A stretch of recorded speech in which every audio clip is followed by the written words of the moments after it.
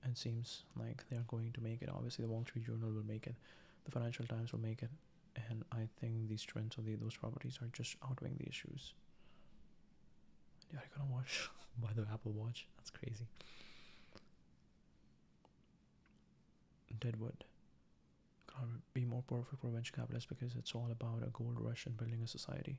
Do you think you were meant to be a Wild West gold prospector? Or I'm sure I would have been. Deadwood happens to take place in the Dakotas, but obviously California was ground zero as well. So yeah, I've no doubt my entire life I've always been completely fascinated by the concept of the frontier. There's a lot of stuff about life extension, I think, and it annoys a lot of technologists that we haven't conquered death. One of the fascinating things on that is if you just survey Americans and you ask people would they like to live longer, it's actually surprising how many people say no. It's like something like 70 or 80% of people say that they wouldn't. I think there are two big downsides that we would have to be very careful about. One is that it's phenomenon as people get older, they get more resistant to new ideas, not individually, and there are many exceptions, but collectively, like from a societal standpoint, you can see it happening. Then the other interesting question is inequality. If you give people another 20 or 50 years to compound wealth, the concentration of wealth by age is going to become really remarkable. Compound wealth.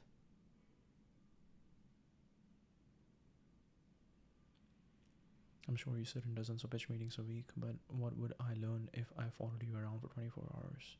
In a sense, we only really make about 15 decisions a year at the firm. 20 million to Teespring, a custom apparel company.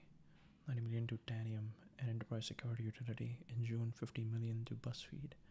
In August. That's a nice life. Our output at the end of the day is investment return. We are a fiduciary for investors. They trust us with a lot of money on behalf of other people. The purpose of the firm is to make investments and then return profit from those investments. And we make about 15 primary investments a year.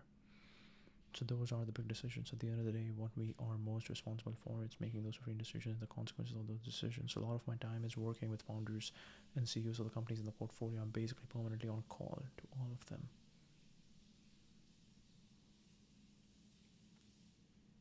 Every morning I wake up and several dozen people explain to me in detail how I'm an idiot on Twitter, which is actually fairly helpful. Do they ever convince you? They definitely keep me on my toes, and we will see if they're able to convince me. I mean, part of it is I love arguing. No, really. It's just more people to argue with. Judging by your tweeting patterns, you seem to sleep about 3 hours a night. Bed in your office where you can retreat to during the day. First in my life, I've had an office with a door. And the reason for that was that this was the first time in my life I've had a couch in my office. So I did have a very nice afternoon nap yesterday, as a matter of fact.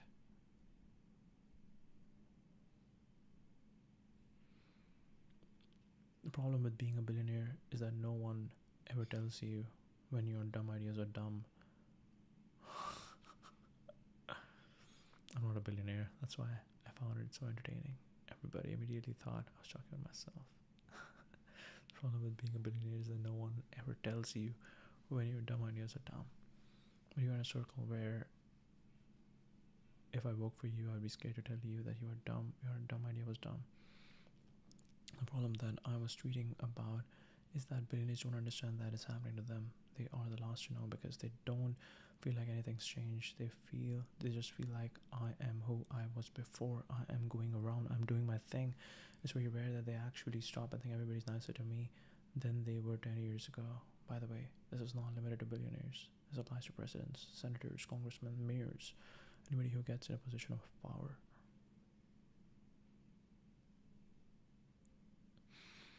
There are two middle classes. There's the historical middle class, which is the bourgeois. Starting in the 1600s, this was the business people and the traders, the merchants, the butcher, the baker, the general store manager, who was going off to China to go get silk and bring it back. Business people. 40 something really significant happened, which is we bombed the rest of the industrialized world, and so the industrial base of Germany was obliterated. Japan was reduced to rubble. The rest of continental Europe was bombed. England was bombed. The industrial base of the world was bombed. The one major industrial country that wasn't bombed was the United States. So the United States became the monopoly producer of industrial goods. It was an accident of history. We had a window of opportunity which we took full advantage of. We had this window from basically 45 to 66, 68, in which we were basically running unopposed. In that window, all kinds of wonderful things happened. One of the things that happened was the rise of this new idea of the middle class, which there was no historical precedent for, which was college level wages for high school level education. As long as there's no competition, it's all well and good. The minute the Japanese show up, the minute the Germans show up, it just all falls